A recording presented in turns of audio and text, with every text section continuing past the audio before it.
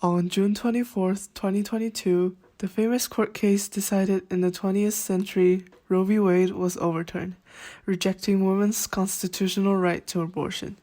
How did this happen? And how did the press react to this landmark piece of legislation? Let's first talk about the original Roe v. Wade ruled in 1973. In 1970, Jane Roe filed a lawsuit against Henry Wade, the district attorney of Dallas County, Texas. In this court case, Roe wanted to stop pregnancy, which challenged a Texas law which made abortion illegal except by a doctor's order to save a woman's life. In her lawsuits, Roe claimed that the state laws were unconstitutionally vague and deprived her right to personal privacy, protected by the First, Fourth, Fifth, Ninth, and 14th Amendments.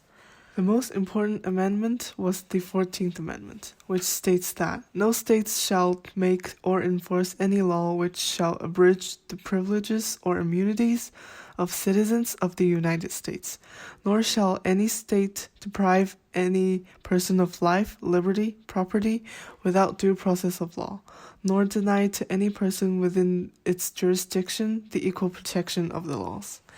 In short, the main idea is that the right to privacy is implied by the equal protection of laws and the due process clause.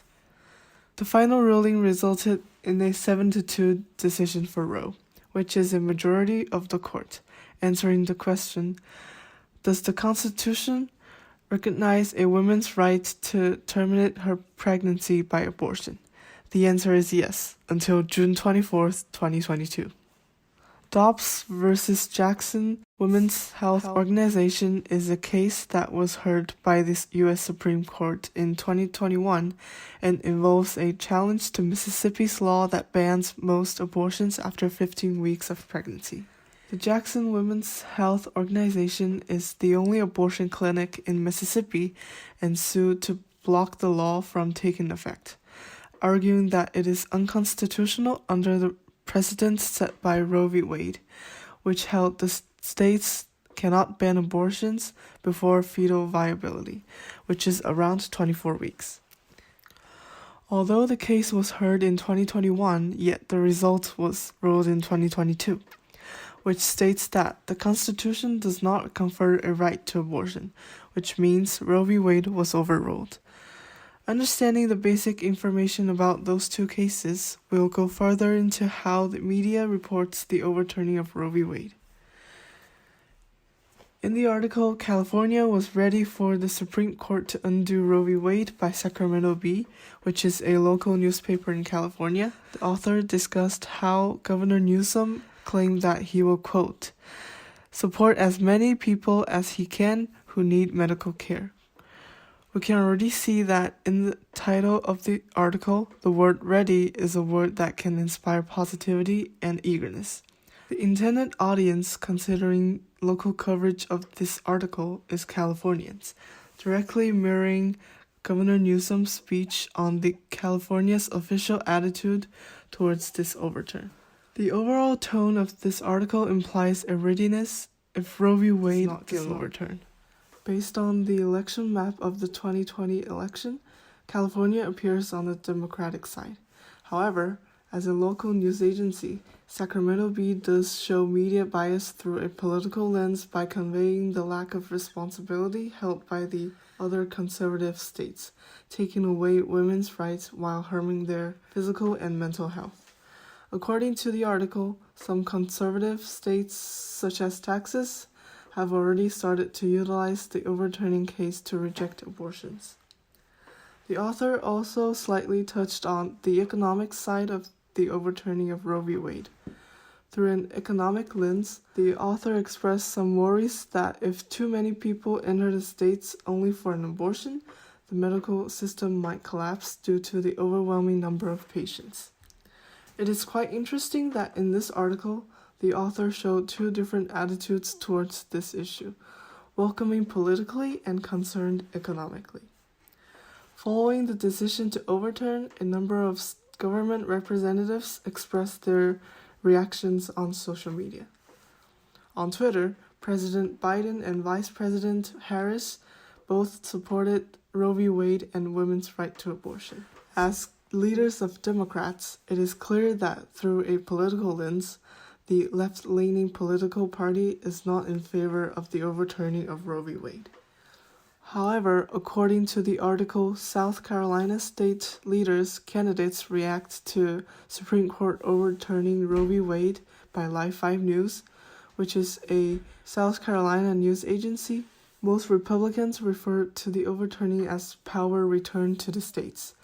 Based on the election map of 2020, South Carolina is considered a conservative state, which means that people think that states should hold most power instead of the central government.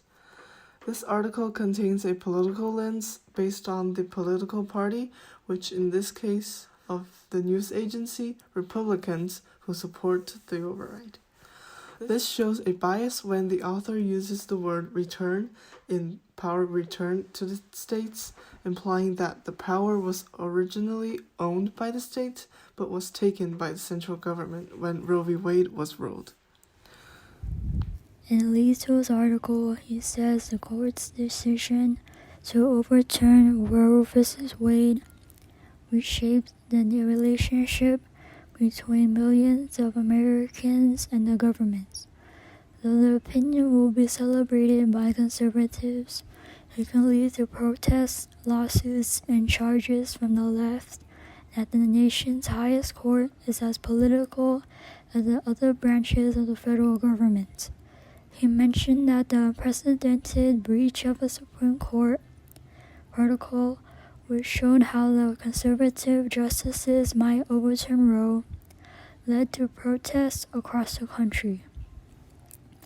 The opinion appeared to closely track with the earlier leaked draft, which was Mississippi's challenge to Roe v. Wade, leaked on May 2, 2022.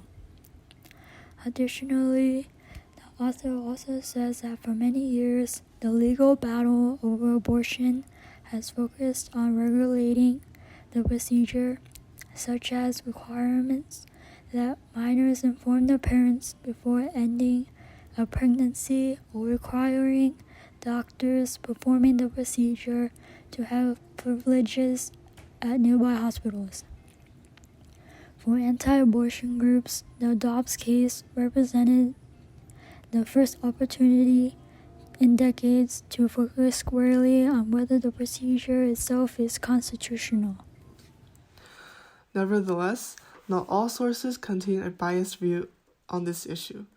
OIS is a website created by the Illinois Institute of Technology's Chicago-Kent College of Law, and its purpose is to simply inform the reader about certain Supreme Court cases. The author only talked about the facts of the cases and does not include any personal views or apply any critical lenses when explaining the results.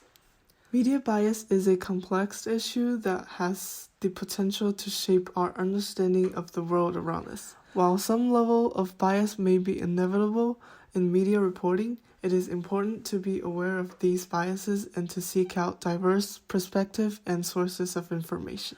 By doing so, we can gain a more comprehensive understanding of the issues that affect us and make more informed decisions.